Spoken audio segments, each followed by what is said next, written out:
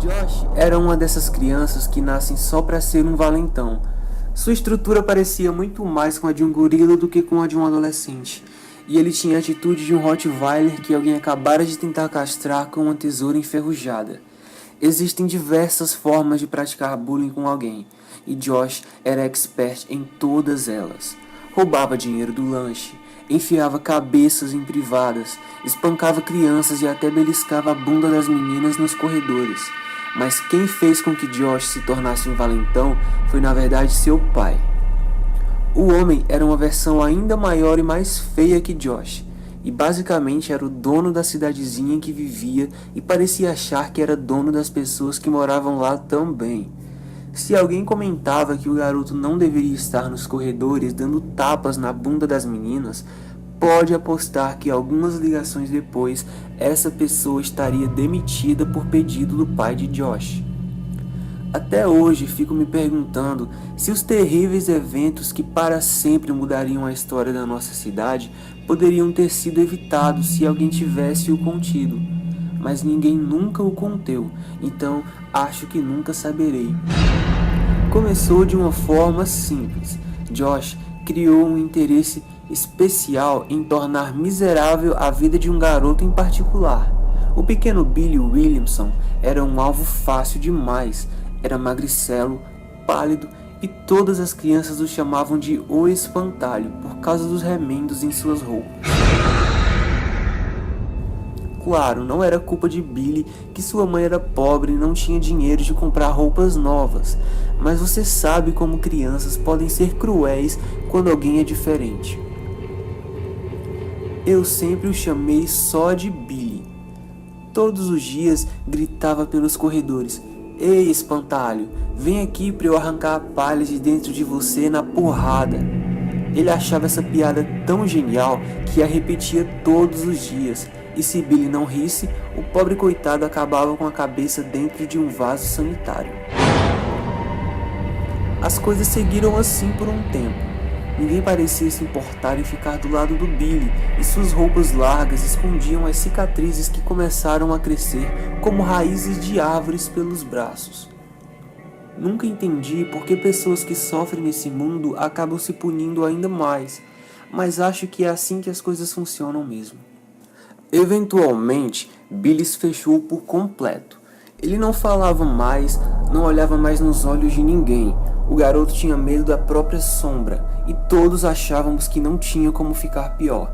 Mas creio que o destino não se importava muito com o que achávamos, porque naquela semana a mãe de Billy morreu, e 2 dias depois a cidade toda já sabia que ela tinha sido encontrada com uma seringa enfiada no braço. Se isso parecia um momento de pegar mais leve, Josh não ligava. Na verdade, fez o oposto. Sua presa estava ferida e agora era hora de devorá-lo. Ouvi falar que sua mãe morreu. Sussurrava entre os dentes quando não haviam professores por perto. Queria que eu a tivesse encontrado. Mesmo sendo uma drogada, ela era bem gostosa.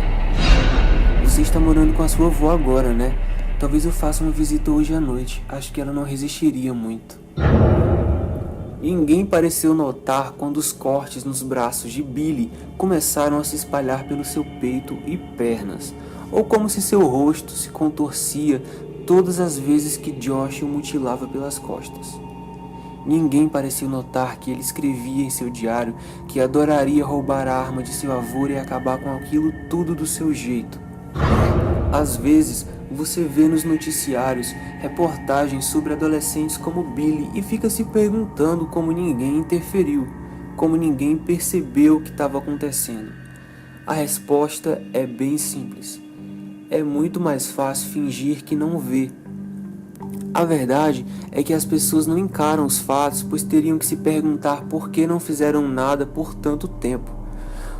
O último dia antes de acontecer, Josh havia encurralado Billy depois da escola, espancando-o até sua vida ficar por um fio. Quando chegou em casa naquele dia, seu rosto parecia um pedaço de carne sangrento, e enquanto se olhava no espelho, decidiu que o dia seguinte seria o fim. Entrou de fininho no quarto dos avós e pegou o velho revólver do avô, que ficava debaixo da cama.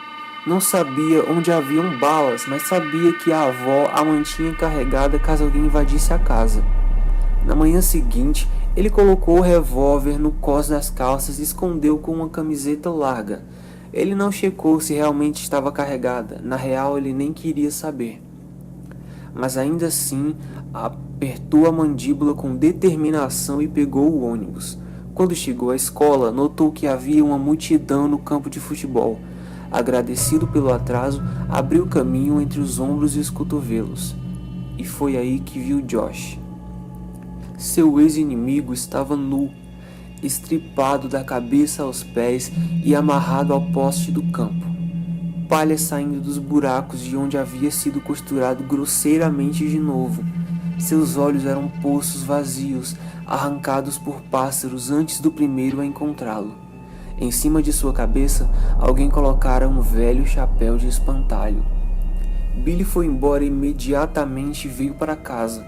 Mal olhou para mim quando entrou, sentada na minha cadeira de balanço e tricotando. Em vez disso, ele foi diretamente para seu quarto e se jogou na cama. Era a primeira vez que dormia em muito tempo. Em poucos dias, a notícia se espalhou pela cidade de que o menino tinha sido assassinado. E quando a polícia foi notificar o pai, bem, eles também o encontraram morto. Até hoje ninguém sabe quem foi. A polícia suspeitou de Billy no começo e devem ter me perguntado uma dúzia de vezes se eu havia visto meu neto sair da casa naquela noite, mas minha resposta sempre foi a mesma. Naquela noite eu estava a madrugada toda acordada vendo TV e teria percebido se ele saísse de casa. Eu podia perceber que eles achavam que eu era senil, mas nenhum se atrevia a dizer na minha cara. Bem, eu estou bem velha agora e não acho que tenho mais muito tempo de vida. Então acho que é hora de falar a verdade. Eu não sei o que Billy fez naquela noite, pois eu não estava em casa. Eu estava na casa de Josh e fiz com que ninguém nunca mais chamasse meu neto de espantalho. E ninguém nunca mais se atreveu.